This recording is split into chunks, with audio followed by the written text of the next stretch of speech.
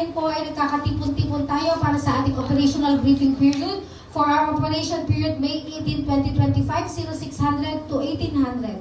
So, para po sa lahat, paalala lamang po, pakipatay po ang ating mga communication devices para po maiwasan natin ang distraction. Para po sa ating incident objectives, ito po ang mga sumusunod. Una po is to ensure the safety and security of our responders and the general public. Pangalawa po is to search for trapped victims in the various barangays. Pangatlo, to provide for the emergency needs of people in evacuation centers. And pang-apat po, clear debris from roads to facilitate entry of assistance, re-establish power and communication lines, and lastly po is to suppress further complexity of fire in barangays Mapait, Malaki, and Baliwanag. And para po sa ating current situational update, may we call on our Operations Section Chief, Ms. Narizen.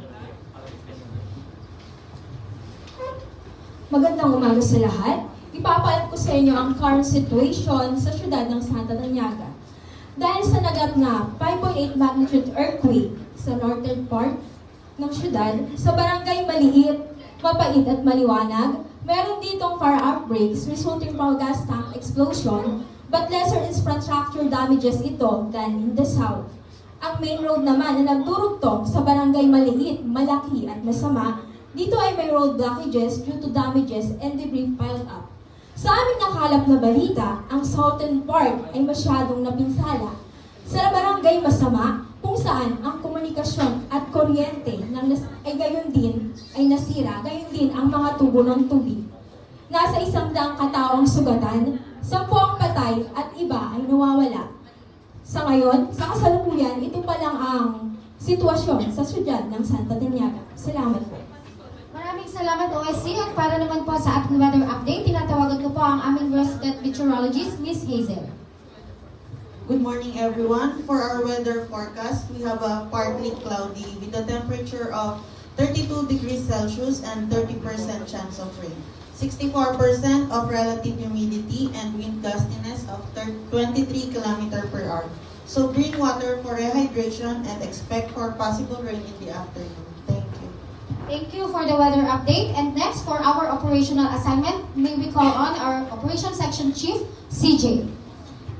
Magandang umaga po sa ating lahat at base po sa 6 na objectives na sinet ng ating incident management team, nag-come up tayo sa 6 na grupo at ang unang grupo na to ay ang ating search and rescue retrieval operations.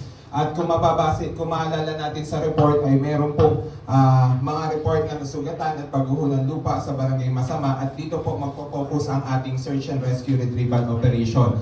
At meron po tayong 3 grupo na yan na pinamumunuan ni Ginoong Fernandez. Mangyari po na ang mga kasamahan natin sa search and rescue retrieval ay mag-check-in po sa ating staging area 2. Ganun din po, isa po sa ating group ay ang Safety and Security Group at nalayunin po nito na pangalagaan ang buong bayan sa lahat ng mga lawless element at anumang banta na panganib. Ang station po nila ay sa ating ICP at pinamumunuan po ito ni Ginoong Dagay. At ang sumunod naman po natin na grupo ay ang Camp Management and Evacuation Group at ito po ay tinayo natin sa 3 barangay. Una po sa barangay Malaki at sa barangay Masama at ganoon din po sa barangay Maliwanag. So lahat po ng grupo na ito ay pinamumunuan ni Ginoong Vidal at mangyari po na siguraduhin nyo na ang bawat grupo ay magbibigay ng pangunahing pangangailangan ng mga nasalanta at mga internally displaced person at siguraduhin din po na mapangalagaan ang lahat ng kanilang karapatan. Ang sumunod na grupo natin ay ang Clearing Operation Team o group na layunin naman po nila na malinis ang pangunahing daan mula sa barangay Maliit, Malaki at Masama upang masigurado natin ang smooth sailing po ang delivery ng services sa mga nasalantang lugar. Ganoon din po, nandiyan ang ating restoration group na pinangungunahan po ni Ginoong Kalubag. At ang layunin naman po nila ay masigurado po ang mga pangunahing pangailangan nila sa tulad ng tubig, kuryente at komunikasyon ay maibalik upang makapagbigay po tayo ng mahalagang paalala at yung updates sa mga kababayan nating nasa lanta. At sumunod naman po, base din sa report na merong nagaganap na sunog sa 3 barangay natin, bumuo din po tayo ng fire suppression group na pangunahin nilang layunin ay patayin at puksain at iwasan pa ang kumalat ng matinding masunog sa nasabing lugar na pinamumunuhan po ni Ginoong Rosete. At para po sa mga grupo, bisitahin niyo po ang inyong 204 para po malaman ninyo kung saan pa kayo nakadestino. Maraming salamat po. Maraming salamat, Sir CJ. At para po sa ating safety briefing, narito po ang ating safety officer, Sir Soren. Thank you, ma'am. Para naman po sa ating safety briefing, ICS Form 208, conduct assessment on the collapse site, identify the potential hazard, ensure that our team members are equipped with PPE, keep emergency numbers, listen updates, always work in pairs, stay hydrated, monitor the team members, at laging maging handa para sa aftershock. Yun lang po at maraming salamat. At para naman po sa ating logistical concerns, tinatawagan po natin ang ating logistics section chief, Sir Christian. Thank you, ma'am. Para po sa ating communication plan, proceed po tayo sa ating ICS Corp 205. Meron po tayong 7 channel ng radyo na nakatalaga sa bawat assignment ng ating INT para ma-monitor lahat ng nangyayari sa ating incident area. Lahat po sila sa ngayon na operational. At para naman po sa ating medical plan, proceed po tayo sa ating ICS Corp 206. Nakausap na rin po natin yung pamunuan ng Santa Taniaga Hospital na maging handa sa pagdating ng mga pasyente o mga tao na apektuhan ng lindol at sunog na mabigyan ng agarang gamutan. Meron din tayong 12 ambulansya na naka-standby sa ating mga operation area. Meron din sa ating mga evacuation area upang masiguro ang kaligtasan ng mga evacuees.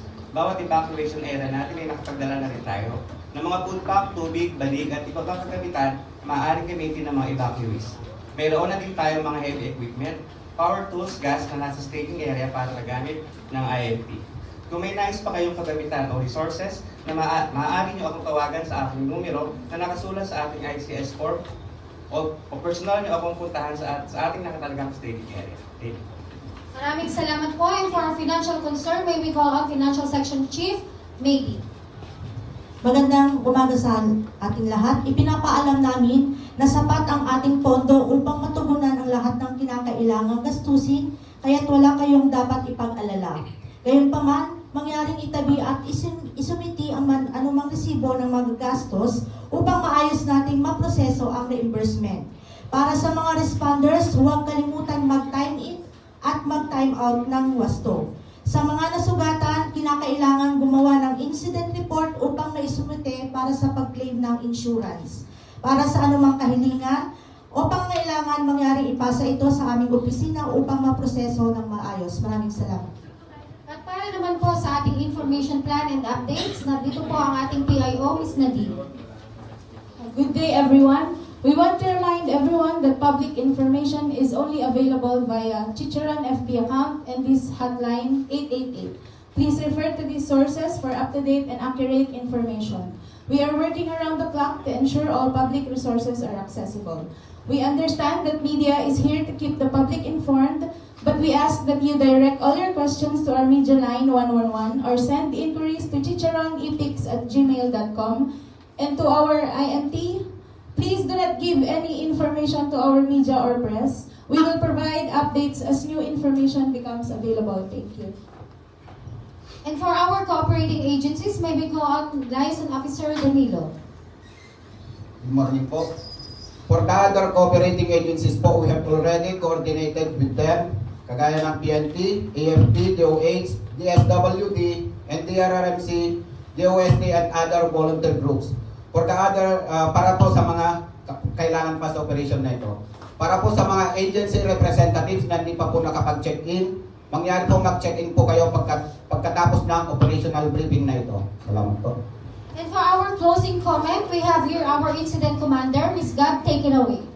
Maraming salamat responders sa inyong pakikiisa sa gawain ito. Tandaan nyo na ang unos ay lilipas pero ang ating tapang ay mananatili.